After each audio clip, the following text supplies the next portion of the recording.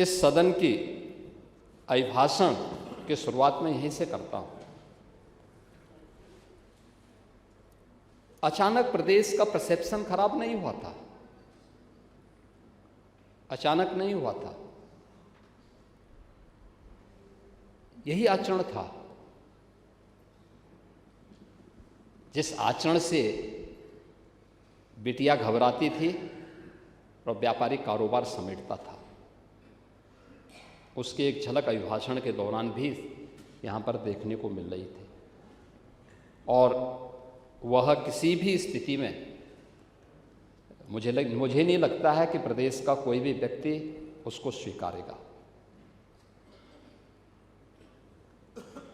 आपकी बात व्यवहारिक थी और आप व्यवहारिक बात बोलने का प्रयास भी करते हैं। अलग विषय है कि आपके हाथ बंधे हुए हैं,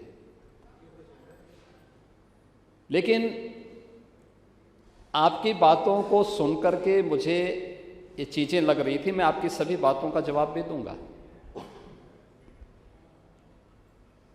और जो गालिब ने भी कहा था कि गालिब उम्र भर में ये भूल करता रहा, धूल चेहरे पर थी और आईना साफ करता रहा। समाजवादी पार्टी के और मुख्य विपक्षी दलों के इस आचरण के कारण उत्तर प्रदेश का पूरा सदन अपने आप को आहत महसूस कर रहा था। आहत इसलिए महसूस कर रहा था क्योंकि ये अच्छी बात है कि पिछले 9 वर्षों के दौरान बहुत कम समय ऐसा था कि जब सदन की कार्रवाई बाधित हुई। ज़्यादातर समय में लोगों ने रुचि ली है और अपनी बात को प्रभावी ढंग से सदन में रखा है, और मंत्रियों ने उसका जवाब दिया है, अन्यथा उसका संज्ञान जरूर लिया है। विकास के मुद्दे हों, सुरक्षा के मुद्दे हों, वेलफेयर के मुद्दे हों, ये बिना भेदभाव के सरकार ने समाज के प्रत्येक तबके के लिए दिया। महामहिम राज्यपाल ने जो अपनी बातें इसमें रखी थी, 2-3 बातें उसमें प्रमुख रूप से थी कि 6 करोड़ से अधिक की आबादी को पिछले 8 वर्ष के अंदर सरकार के द्वारा किए गए सतत प्रयास से, डबल इंजन सरकार के द्वारा उन्हें बहुआयामी गरीबी की रेखा से ऊपर किया गया है। ये नीति आयोग के वे आंकड़े हैं जो उन्होंने पूरे देश भर में सरकार के विकासपरक योजनाओं, कल्याणकारी योजनाओं के परिणाम स्वरूप उसके परिणाम सामने आए हैं। इसका मतलब ये नहीं कि उनको इन अन्य योजनाओं से वंचित कर दिया जाए। उनको जो राशन की सुविधा मिल रही है वह यथावत मिलेगी, उन्हें स्वास्थ्य की सुविधाएं जो मिल रही हैं वे यथावत मिलती रहेंगी, शासन की अन्य सभी प्रकार की सुविधाएं वैसे ही मिलती रहेंगी। लेकिन सरकार के जो प्रोग्राम हैं उन प्रोग्राम का असर कैसे पड़ा है वह उनके स्वावलंबन के लिए, उनकी आत्मनिर्भरता के लिए और उनके जीवन में खुशहाली का वह कारण बने, इस दृष्टि से वह योजना किस रूप में आज अपना असर दिखा रही है। एक एक योजना, वह हर घर शौचालय की बात हो, हर घर जल की बात हो, हर घर हर उस गरीब परिवार को छत देकर के एक एक पीएम आवास उपलब्ध करवाने का कार्य हो, या आयुष्मान भारत के माध्यम से 5 लाख रुपए की स्वास्थ्य बीमा का कवर हो, या फ्री में राशन की सुविधा उपलब्ध करवाने का कार्य हो, या 1 करोड़ 6 लाख उन परिवारों को जो निराश्रित महिलाएं हैं, वृद्धजन हैं, दिव्यांगजन हैं, उनको 12,000 रुपये की सालाना पेंशन की सुविधा उपलब्ध करवाने का कार्य हो। ये यथावत चलती रहेंगी और अन्य जरूरतमंदों को भी सरकार उन्हें उपलब्ध कराएगी। यह सरकार उसके साथ जोड़ रही है, ऐसा नहीं किसी को रोकने के लिए, बल्कि उसमें और क्योंकि उसके परिणाम आ रहे हैं, लोगों ने विकास की इस प्रक्रिया के साथ जुड़ करके उसका लाभ लिया है। सरकार इस बात को लेकर के ही आज इन कार्यक्रमों के साथ उस परिणाम के बारे में भी सदन को अवगत करा रही है, क्योंकि उपलब्धियों के साथ साथ भावी कार्य योजना ही दस्तावेज होता है। राज्यपाल जी का, संसद में राष्ट्रपति जी का अभिभाषण होता है और विधानसभाओं में राज्यपाल जी का भाषण होता है और राज्यपाल जी का भाषण उसी बात को यहाँ पे प्रस्तुत करने का है। आपने देखा होगा, आपने बहुत सारी चीज़ों को अपने भाषण में उसको स्वीकार भी किया है कि संगठित अपराध नियंत्रित हुआ है। कुछ अन्य मुद्दे भी आपने उठाए हैं और सचमुच ये 9 वर्ष, अभी लगभग 9 वर्ष की जो यात्रा है, ये 9 वर्ष की जो यात्रा,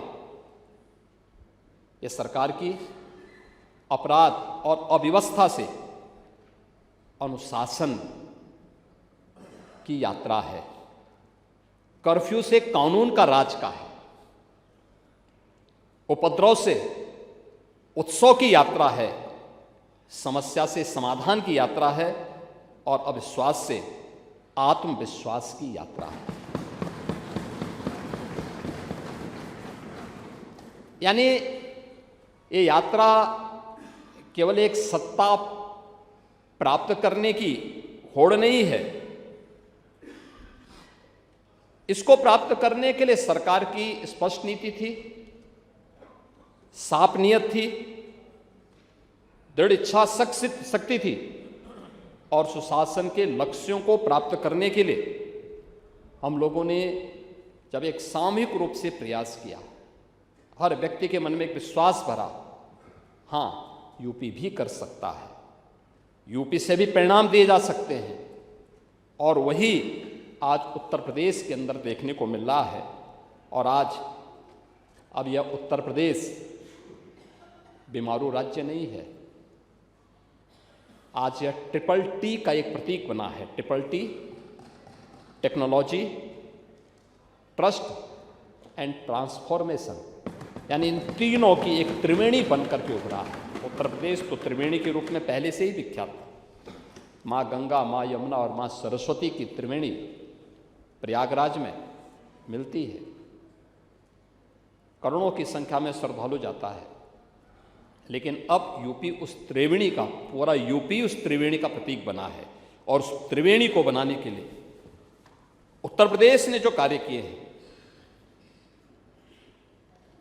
पहली बार सदन में प्रदेश का आर्थिक सर्वेक्षण भी प्रस्तुत हुआ है।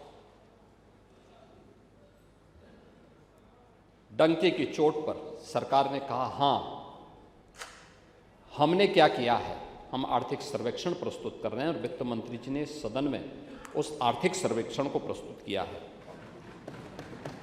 यह आर्थिक सर्वेक्षण विचार से व्यवस्था और व्यवस्था से विकास की इस अभिनव यात्रा का प्रतीक है, जिसको उत्तर प्रदेश की जनता जी रही है, जिसके अनुसार चल रही है, उसको अपने आचरण में होते हुए देख रही है।